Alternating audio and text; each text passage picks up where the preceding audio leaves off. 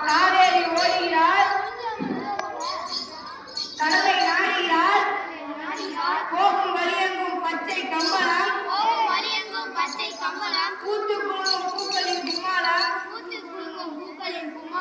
பசுமை துள்ளும் மாவட்டம் தஞ்சாவூர் மாவட்டத்துல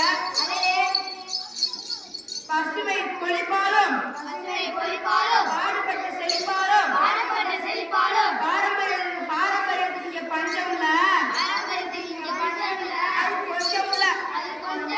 அது மட்டும் இல்ல கால்நடையிலே சிறப்பு வாய்ந்த உங்களை தேடி தஞ்சாவூர் உள்ளவனது ஆனா தம்பி நாகப்பட்டினமோ